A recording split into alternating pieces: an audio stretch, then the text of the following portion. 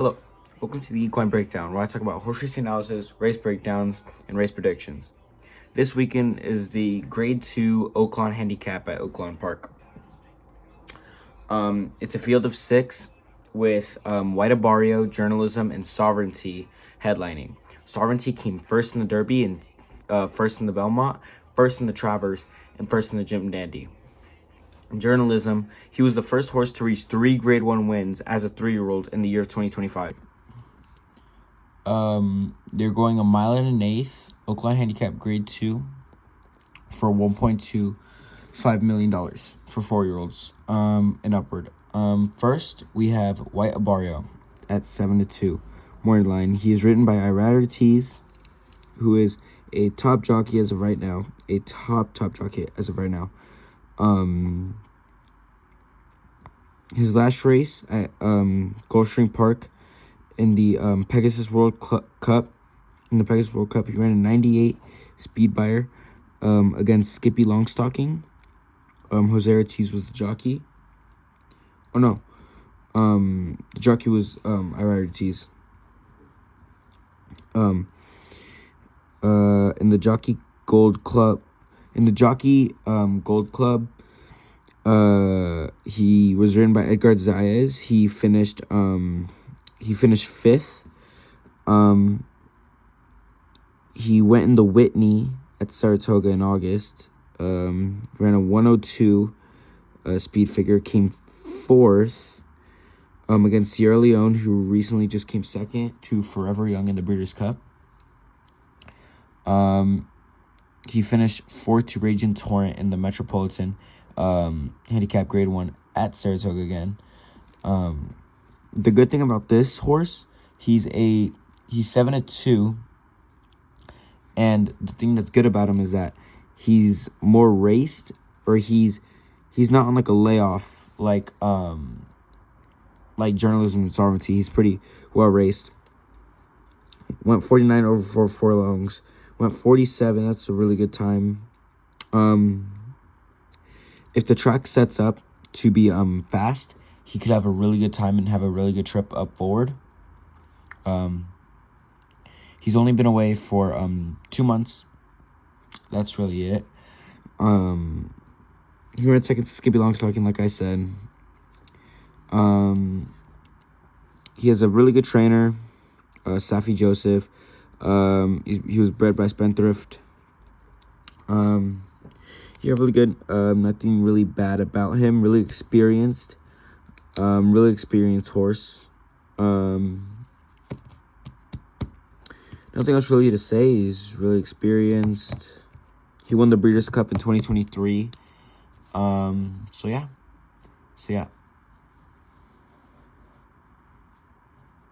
Moving on to the 2 Liberal Arts 15-1. It's cut out right here. 15-1. He ran the Knicks Go for $200,000 at Churchill Downs May 3rd. Ran 102 speed bar going a mile. He was driven by Luis Saez. He came first. His race before that, he went in the American Pharoah at Oaklawn Park. So same track they're racing at. He came fourth by 6 lengths. He had Florent Giroux in the saddle. He lost to Bishop's Bay. The bad thing is he has not raced in a year. It was May 3rd, 2025 at Churchill, so he hasn't not raced in a year. Brad Cox is not in his stable, so Brad Cox does not train him no more. They moved on to Heather Irene. I don't know how to say that. Not really much to look at. He's moving up in class.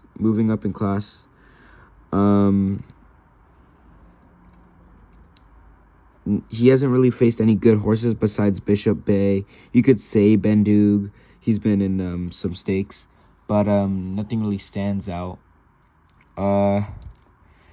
Yeah, I wouldn't say. The thing is, he raced in the Arkansas Derby at Oaklawn Park, came 6th, lost to Muth, Mystic Dan, Derby winner.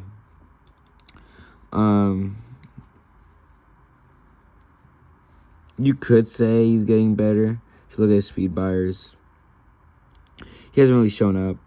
I'm going to move 4 to 5 favorite, Sovereignty. He's owned by Godolphin, trained by William Mott, and ridden by Junior Alvarado. His last race at Saratoga. He hasn't raced in a while, so that's something to look out for. He hasn't raced in a while.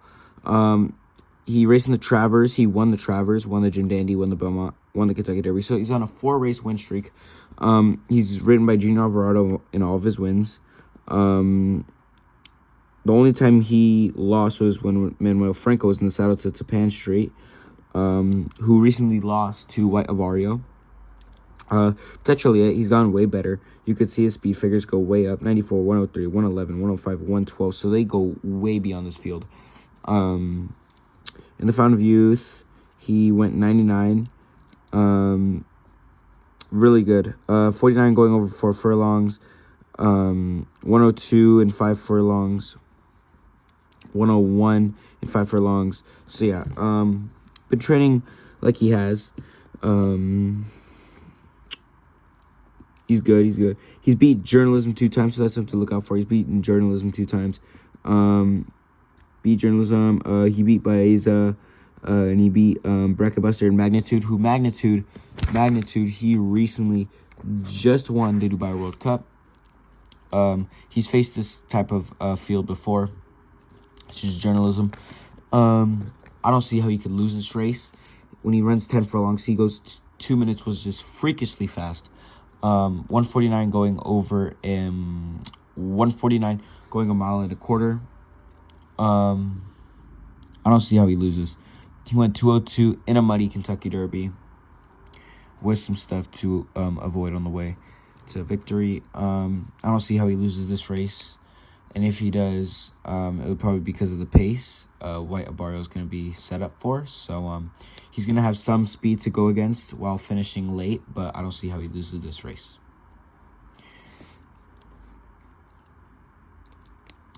Moving on to Duca Duval.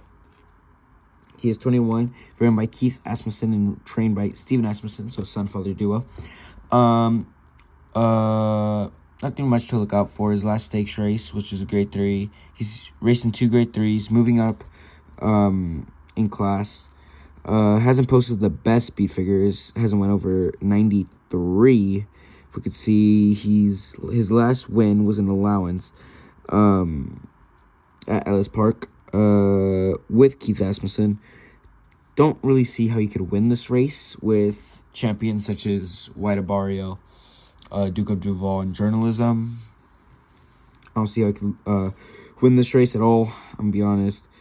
So yeah, I'm going to just move on from this horse.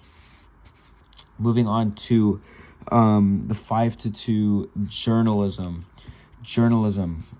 Really talented horse. He ran 111 speed figure in the British Classic at Del Mar. He lost to Forever Young, who is the highest earning horse in the world and of all time, besides Romantic Warrior. Lost to Sierra Leone, lost to Fierceness. So these top horses he's lost to. Ran it in 2 minutes. Forever Young ran it in 2 minutes. When he went at Del Mar, he lost to Fierceness in the Pacific Classic. So that's something to look out for. Hasn't raced in a bit of a long time, I would say.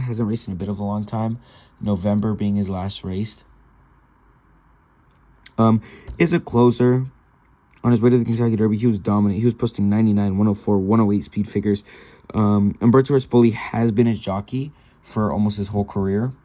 But Jose Ortiz took the saddle. Rode an 11 speed figure with him, though. So, yeah. Jose Ortiz in the saddle again since Umberto Rispoli was injured on the Pegasus World Cup undercard. Lost to Sovereignty 2 times. One Journalism hasn't been facing Sovereignty. He's won almost every single time, but he's faced Fierceness and lost 2 times to him. He's by Curlin, so he can go the distance. I don't see how he can have a problem with the distance. The only 2 times he's lost to Sovereignty was in the Derby and the Belmont, which might affect him because it was going a longer distance where Sovereignty was more comfortable than him. But I think Sovereignty is just a faster horse than Journalism, even with this 111 buyer. But he has improved, though. So that's something to look out for. He has improved. He's in post number 5. So he could get really stalking pace. Probably put Sovereignty on the inside. Try not to let him get through. But, yeah. It's a really small field, so Sovereignty should not have a problem getting past him.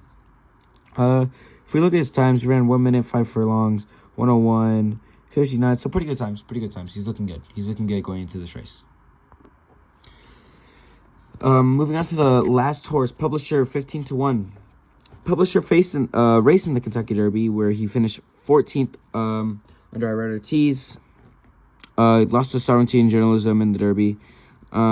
His last race in the American Pharoah, he raced in the American Pharoah.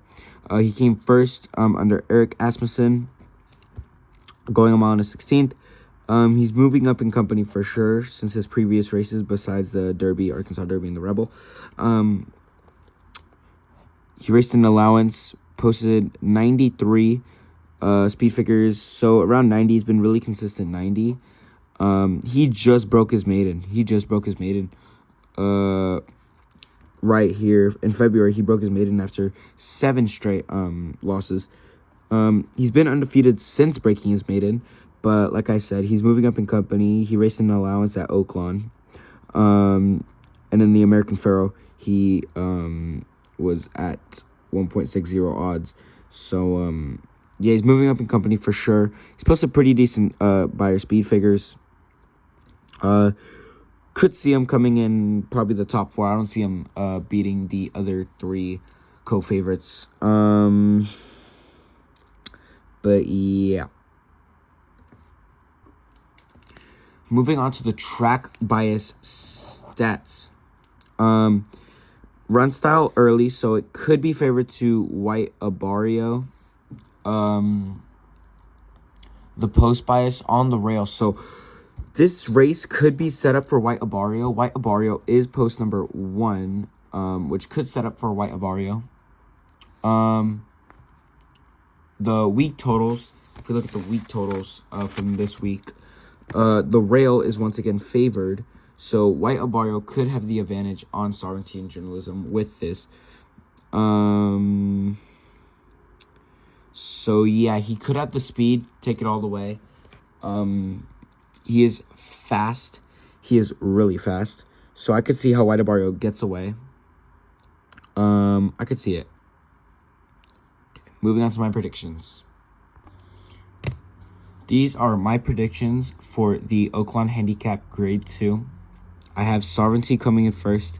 The reason I think this, he's been on a 4-race win streak. Named Horse of the Year.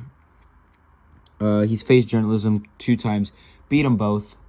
By, I believe, 3 lengths. If he gets a good trip, I don't see how he could lose. White Abarrio, I think he's going to come second. I think this race is built up for him. I think it's perfectly set up for him, but I don't think he could beat Sovereignty when it comes to speed in the stretch. If anyone has a chance at beating Sovereignty, I think it would be White Abarrio, just because the rail is set up for him. He has a good post on the rail. If it's a slow pace, I think he should chill up front and try to pull away from Sovereignty. Coming in third, I believe it will be Journalism. He's really, really fast in his lead-up races. He's posted really good speed figures. Highest one of this field going into this race. Came 4th in the Breeders' Cup Classic last time out. I think he'll finish right behind White Abarrio. Like I said, I don't think he can catch White Abarrio in the stretch if it's going to be a slow pace. I believe, yeah, this race is perfectly set up for White Abarrio. I just think Sovereignty is going to edge him out a bit. But yeah, Journalism is going to make a good run into third. And those are my predictions for the Oaklawn Handicap Grade 2.